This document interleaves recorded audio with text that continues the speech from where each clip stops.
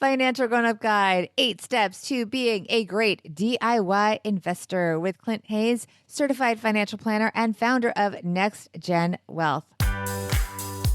You're listening to Financial Grownup with me, certified financial planner Bobbi Rebell, author of How to Be a Financial Grownup. And you know what? Being a grownup is really hard, especially when it comes to money. But it's okay. We're going to get there together. We got this.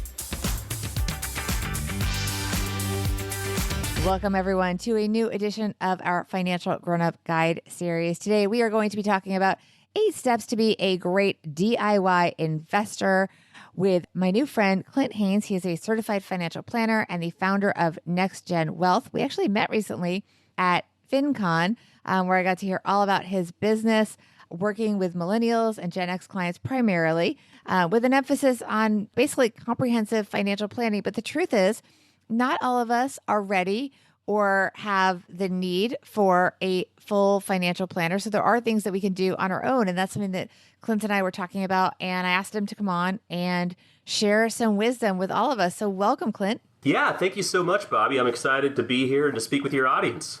Great. And reminder to everyone, this is a Financial Grownup Guide episode. We also have our classic episodes, which feature high-achieving financial grownups sharing money stories and the lessons from them, along with some fun everyday money tips. So be sure to subscribe so that you can check those out as well. But today we are talking about DIY investing, 8 steps to becoming a great DIY investor. And these are things that everyone can, maybe not all of them are exactly right for each and every one of you, but these are all things that you can look at and consider to be the best investor you can if you don't have someone to hold your hand. These are things that you can be proactive about and really own it, for lack of a better expression. Really own your own investing decisions and make it happen without necessarily the help of a financial planner. Although, of course, Clint and I both CFPs do feel there's a strong role also for a CFP, but that's not always going to happen for all of us. So let's get started, Clint, okay? Yeah, absolutely. We'll jump right into this.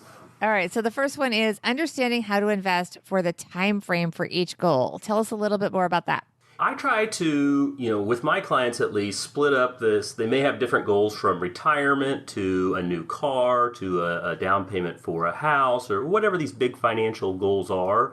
I don't want to see everything just lumped together in one account, because each goal usually has a different time frame. So retirement, it could be 20 years from now, and a new car could be 3 years from now. So those two accounts should be invested completely differently. So just general rule of thumb here, Bobbi, if you have a goal that's within 3 to 5 years of achieving it, you want to be pretty safe and secure with that money, because you're going to want it to be there in those 3 to 5 years. So I would recommend kind of the online savings account for anything in that 3 to 5 year time frame. Maybe a 5 to 10 year goal would be, you could take a little bit more risk with that. So maybe a little bit in stocks or, a mutual fund, but still, maybe a 50% stocks, 50% bonds. And then usually anything over 10 years, you can take about as much risk as you're comfortable with. So you really want to split out each goal that you have and invest accordingly by the time frame of that goal. Right. I do want to just point out that you mentioned bonds. What's your take on the bond market right now? Because the yield on bonds right now is very low. Is that something people should consider? Yeah, it is very low, and it's been very low. 50% bonds is a lot. Right. It is a lot, but the reason I say that is if you're going to need this money in 5 to 10 years, and we do experience some kind of a recession or a downturn in the stock market, bonds are still going to be able to provide a little bit of security in case that were to happen. But yeah, as far as thinking you're going to get a 7, 8, 9, 10% return from bonds right now isn't going to happen. So I always, right now we're investing in very short-term bonds. So once interest rates, and hopefully interest rates at some point start to rise, we'll be able to reinvest that money because it's in bonds that are maturing over a 1 to 3 year time frame, and we can reinvest that into bonds that are paying a little bit more interest. Right. So it could be bonds, it could be other kinds of investments that will be more secure. That could be CDs. And frankly, it's kind of crazy, but some of these online savings accounts might have better returns than the bonds. The point is to diversify into things that are more secure, I think is your general point. That's exactly right. Yeah. So 3 to 5 years, definitely go with the online savings account. You probably find 2 to 2.5% right now. You can stick with the online savings account if you're going to go bonds and stocks for a portion, or you can maybe go with a short-term bond fund that's out there. All right. Number 2, understand the role of your emotions. Understand the role your emotions play, I should say, in investing. This is tough for a lot of people. Yes, it's tough for a lot of people, myself included, especially if you remember how your emotions felt back in the 2008, 2009 time frame. They can make you do crazy things, there's no doubt. But I think it's pretty well documented.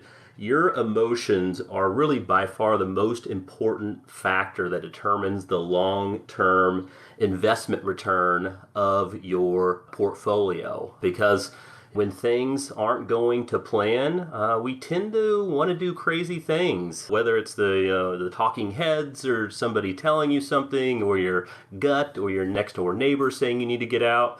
Your emotions are going to make you want to sell out of things, do something that isn't according to plan. But really, my philosophy is, if your overall goal has not changed, then there's really no change to make, or no reason to make a change to your investments. So regardless of what's going on, what your emotions are telling you, if your goal hasn't changed, really try to stick to your overall plan that you created in the first place. All right, so play it cool. Number 3, your investments. This is a harsh reality, Clint. Your investments will lose money on average every 3 to 5 years. Yeah, that's right. On average, that's what it's been. Now, lately, we've kind of been on a great 8, 9, 10-year run right now. But in reality, you're going to lose money. You're going to see negative returns within your equity, your stock investments, on average 3 to 5 years. So don't let it shock you. It's normal. It's part of investing in the market, and that's why to get the superior return of the stock market compared to a savings account, you're going to have to go through these losing years every once in a while. All right. Number 4, each goal should have its own specific portfolio bucket. Yeah, so this ties in back to number 1, understanding how to invest for the time frame for each goal. With each goal having its own time frame, it should also have its own specific account. So let's say, your goal for retirement, that's going to be earmarked by, your 401k, your IRA account. But with let's say your second home goal or down payment for a home goal, that should have its own account. And you know exactly what that account is for. It's for a new home or down payment. Same way with a new car or any goal that you have. Really, you want to keep those in separate accounts. You don't want to lump them all together. You want to be able to track these things, know where you're at, and know where you need to get. All right. Number 5, rebalance your portfolio, maybe plural portfolios, at least annually. Yeah, that's right. So rebalancing the portfolio, if you're not familiar with what that is, if you have a split of 50% stocks, 50% bonds over a 1-year time frame, they're not going to perform in the exact same way. Stocks might perform better, bonds might not perform as well, and over that time frame, it might now be 60% stocks, 40% bonds. What we want you to do is rebalance that portfolio back to that 50-50 original split. And what it's doing is it's forcing you to buy low, buy what hasn't done as well, and sell high, sell what's done better. And that's what rebalancing forces you to do. And that's what we want to do. In the stock market, buy low, sell high, rebalance helps us force us to do that. But it is hard psychologically, Clint, to sell your winners, right? That's a tough thing to do. Absolutely. It's definitely a tough thing. We want to ride those as long as we possibly can. And that's why you kind of want to stick to this motto of 8 tasks when looking back and saying, man, should I ride this out? Should I keep going? And really, you just want to stick to what your original goals were when you were thinking in that rational mindset. All right. Number 6 is choose investments, I should say, with low fees and expenses. I mean, this kind of seems obvious, but yet we don't all do this. And I think the big reason being is most people really have no idea what the fees are they're paying within, a mutual fund that they own or, whatever, an annuity that they have. But over the years, it certainly has become a little bit more transparent. But in reality, the fees that you pay with inside these mutual funds or whatever it may you have maybe invested in can add up to tens of thousands, if not hundreds of thousands of dollars over time. So the difference between paying a 1% fee and a 0.1% fee is quite drastic and can add up to, like I said, tens of thousands of dollars over time. So you really want to be cognizant of what are the fees you're paying. And there's been a number of studies out there. Vanguard's done a lot, and it's really proven the less you have to pay somebody else, the greater your return is going to be. So really be cognizant of that. Where is the best place to find out that information? When it comes to looking at what the fees are, the expenses are on any of the funds that you own, Morningstar.com is a really good resource. You can look inside the prospectus of the mutual fund or the index fund that you have. Or in all reality, where do we go for all our questions right now? You can probably just type it right into Google and what the fund symbol is and find it relatively quickly. Number 7, don't reinvent the wheel when creating your own portfolio. Yeah, so what I mean by this is if you want to go that DIY route, you want to do it all of yourself, the big thing is go with fees, go with funds with low expenses. So once you kind of figure out what funds to go with, if it's with an individual company, maybe a Vanguard or a Schwab or Fidelity, whoever it is, well, then you have to determine, which funds and how should you allocate these. And so, yeah, you can certainly create your own portfolio from scratch if you have the know-how. But there's a number of companies out there where you can actually answer a questionnaire and they'll tell you exactly, okay, you should have this much in large growth stocks. You should have this much in small company value stocks. And then you just kind of pick and choose which funds you want to plug in by the percentage that they're recommending. So you don't have to do this all yourself. A lot of it's done for you. And there's a lot of helpful sites out there that can get you going in the right direction. Can you name a few? So like I said, Vanguard has a great option for just a quick questionnaire to help you allocate which funds to go with. Another one is Charles Schwab. They have a really easy one in order to help you when it comes to the correct allocation for your risk tolerance and comfort level. And there's a few others out there, but Schwab and Vanguard are really the two main ones that I recommend. And number 8, monitor your investments quarterly to annually.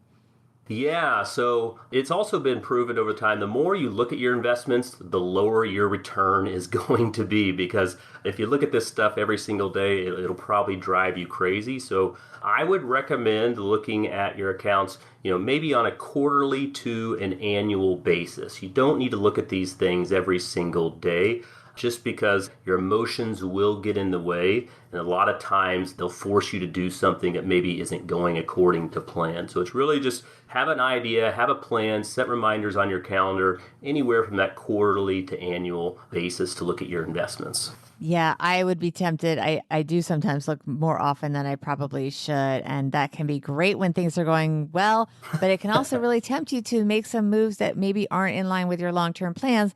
If you look on a day when maybe you want to do something because the market's going down or what have you. So I think that's pretty good advice. Before I let you go, tell me a little bit about the course that you have, because you've got something new for your followers. Yeah, absolutely. So with our clients, we have kind of trademarked our financial planning process called the Financial Freedom Blueprint.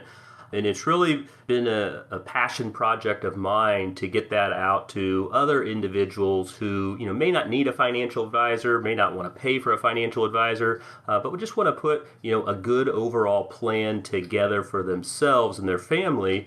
And so I have created the Financial Freedom Blueprint course, which truly is the exact same financial planning process that we use with our clients, but it's designed exactly for the do-it-yourselfer investor who wants to handle their own personal finances for their family. So we've got a lot of video in there. We have a template that takes you through every single section of the overall Financial Freedom Blueprint. And I am actually offering usually we sell it for $397, but for any listeners that want to get signed up over the next 7 days after this airs, we'll be giving out a $300 off coupon where you can get the course for just $97. And that coupon code is all uppercase, and it's just Financial Grownup 3, just the number 3. And you can get the entire course for $97. It's extremely comprehensive, and I can tell you, I can't guarantee it, but you'll make up the cost of that $97 relatively quickly. And before I let you go, one more thing. Give us your socials. On Twitter, it is at Clint_NextGen. I'll probably just leave it at that one. That's the one I check the most. But certainly you can find us on Facebook pretty easy, just through NextGen Wealth, and then of course on LinkedIn. But Twitter, I think I'm the most active on that. So definitely hit me up there. Sounds good. And also to our listeners, please follow me on Twitter at Bobby Rebell, on Instagram at Bobby Rebell1. Also, I want everyone to check out my new show with Joe Saul-Sehy from Stacking Benjamins. It is called Money with Friends. Our socials on both Twitter and Instagram are at Money Friends Pod. The show now comes out 6 days a week. We are wrapping up our first season and excited to get started with our second season, which will start in October. And so please join Joe Saul-Sehy and me on Money with Friends. So thank you so much, Clint. We really loved having you on. These are great ways to be a DIY investor. And thanks to everyone as well. Clint, thanks for helping us all be financial grown-ups. Yeah, thanks again.